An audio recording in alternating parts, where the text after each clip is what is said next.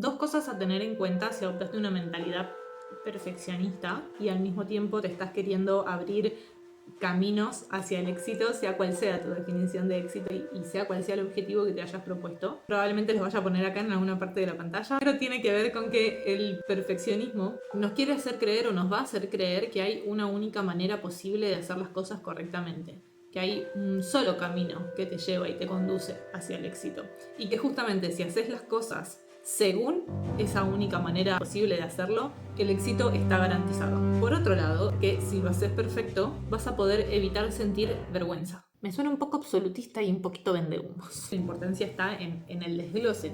O sea, el perfeccionismo no busca excelencia, sino que busca inmunidad. La promesa de inmunidad y la promesa de aparente simpleza es una promesa hermosa y no es tu culpa que te la hayas creído. Pero sí es responsabilidad tuya poder moverte de ahí y poder abrirte caminos.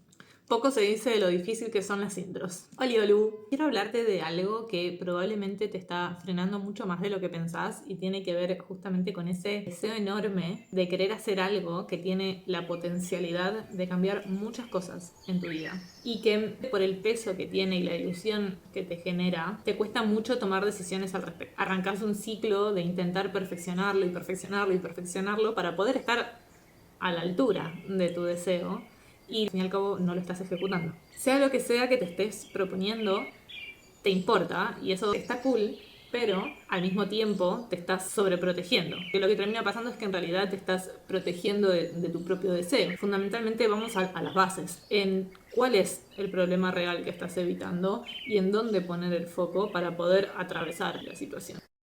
El perfeccionismo no es tener estándares altos y tampoco es una autoexigencia sana.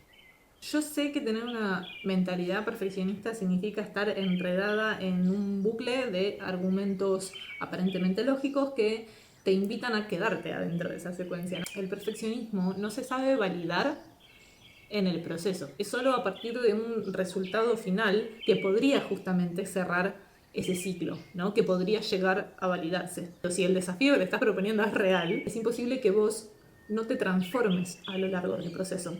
Y por ende, que tu visión sobre cómo debería verse el resultado final también cambie. Lo que realmente está pasando es que estás evitando sentir el dolor que implica exponerte a la incertidumbre, a lo que no puedes controlar, y al mismo tiempo estás evitando el dolor de no cumplir con tu propia expectativa. Esto es importante y lo voy a desarrollar más adelante, así que sosténelo, quédate con esa idea. ¿Viste cuando te decía que no era tu culpa haberte creído estas promesas? Tiene mucho que ver con que tu necesidad de control nace del miedo que tenés de cagarla en una sociedad que te responsabiliza al 100% de tus resultados. Y a su vez se alimenta de esta mentira inconsciente en donde uno se repite a sí mismo que necesita ser perfecto para poder ser.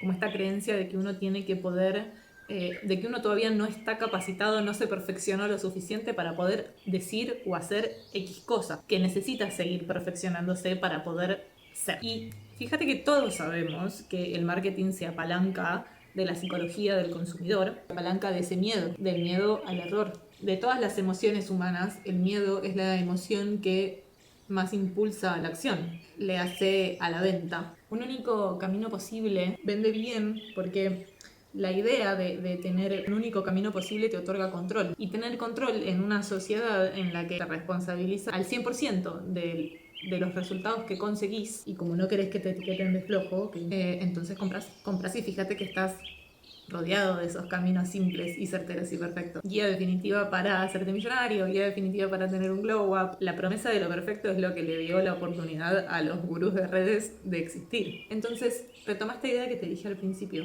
Tu trabajo y responsabilidad es poder abrirte caminos, es generarte oportunidades. No es coleccionar premios, no depende 100% de vos que lo consigas. Ahora, abrirte puertas sí. Me pregunto si así llegaste a este punto, al punto en el que hiciste clic en este video. Si te estás preguntando por qué a ellos sí les funciona, por qué a ellos les funciona el camino perfecto que te venden y a vos no, ¿no? El perfeccionismo nunca te hace sentir perfecto, te hace sentir inadecuado. Es una frase de María Shriver, o bueno, es mi parafraseo de una frase de María Shriver.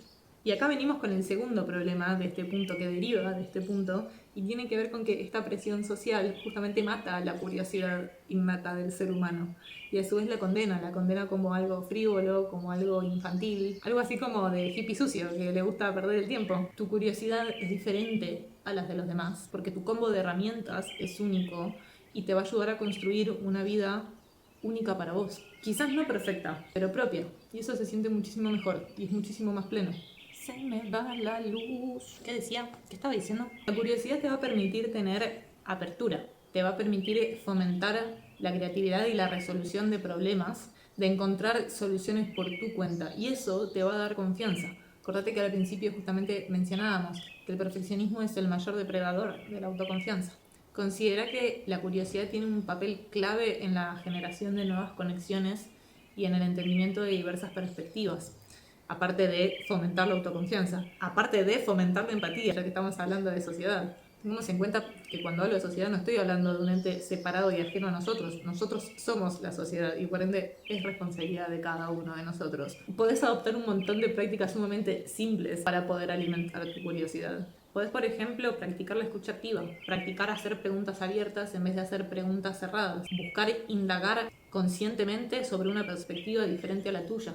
Podemos desafiar las suposiciones, podemos no dar por sentado que las cosas son como creemos que son y cultivar una mentalidad que acepta y se abre a nuevas experiencias. No necesariamente vas a tener que estar obligado a estar de acuerdo con esto, ¿no? Y aprendas. Pero es importante poder abrirte a la posibilidad. Y por otro lado, convertir los momentos cotidianos en oportunidades de cuestionamiento, de buscar o querer entender el porqué detrás de esas cosas, un poco como hacen los chicos, que son los maestros de lo curioso, y enriquecerlo buscando un significado más profundo, con un pensamiento más abstracto. De nuevo, el pensamiento más abstracto no es de hippie sucio volado, es la base del pensamiento matemático, por ejemplo, perfecto con el pensamiento sistémico. Entonces la curiosidad te permite indagar nuevas perspectivas, fomentar la creatividad, tener apertura, fortalecer la autoconfianza. Y justamente, ¿por qué se vuelve tan importante fomentar la autoconfianza en este punto? Puede parecer una pregunta un poco obvia, pero fíjate que hay un truco acá en el asunto. Y esto es fundamental, porque la confianza no te garantiza que todo va a salir bien, pero sí te promete que vos vas a estar bien, aunque las cosas salgan mal. El perfeccionismo te promete falsamente que vas a lograr lo mejor, mientras que la confianza te promete que vas a poder manejar lo peor. ¿Qué? Porque la confianza se construye enfrentando lo que tememos. Es una cuestión de neurociencia. Nathan de Wall hablaba justamente sobre cómo el afrontamiento voluntario a situaciones desafiantes te permiten fortalecer la autoconfianza y el autoestima. Es algo que, por otro lado, por ejemplo, Albert Bandura hablaba de esto en términos de autoeficacia, ¿no? Que es esta creencia de creer que uno puede manejar lo que venga. No porque sea perfecto, no porque se las sepa todas, no porque pones el foco en una mentalidad de aprendizaje. Y confiar en vos te permite tener mejores y mayores retos. Y eso sí te pone en un camino de excelencia. Si volvemos al segundo punto, acá es cuando podemos empezar a hablar de justamente el miedo a no cumplir con tu propia expectativa. Hace unos días escuchaba hablar a un deportista, no me acuerdo el nombre, iré a buscar y lo voy a dejar acá en alguna parte. Me estoy quedando sin luz. Yo creo que ahí estamos mejor. Bueno, él decía que mayoritariamente nos proponemos lo que, de manera inconsciente, lo que es notoriamente posible para nosotros, lo que es más notorio que podemos lograr. No solo para reforzarnos nuestros logros, sino justamente para evitar el error, para asegurarnos el poder lograrlo. Tiene mucho que ver con esto que te decía al principio, ¿no? De la distancia entre nuestro punto A y nuestro punto B siendo muy corta, porque naturalmente esto nos alejaría de ser perfectos. Y él contaba que, siendo él todavía un atleta inexperto en sus comienzos, decidió que él iba a hacer una carrera que era para los más altos profesionales, para personas que se habían preparado toda su vida. Era la carrera más difícil del mundo en medio del desierto. La estoy simplificando un montón, no es lo que me acuerdo. Pero su mensaje tenía que ver con que él no estaba preparado, no tenía experiencia para correr esa carrera. Y sus mismos coaches y sus mismos entrenadores le decían que era imposible, que se iba a morir, que se buscara un desafío más acorde a la experiencia que él tenía. Y acá lo interesante está en que él decidió adoptar una mentalidad intencional, ¿no? Una mentalidad de intento. Una mentalidad en la que, si no lo lograba, que él ya tenía el no, pero que él decididamente lo que sí iba a hacer era presentarse. Y se iba a preparar con todo el esfuerzo que ello conllevaba, con los pocos meses que tenía por delante para algo que sus competidores se preparaban toda la vida, él se iba a preparar y se iba a presentar. Y si lo lograba, genial. Y si no lo lograba, no pasaba nada. Esta mentalidad es una mentalidad que se apalanca en el optimalismo.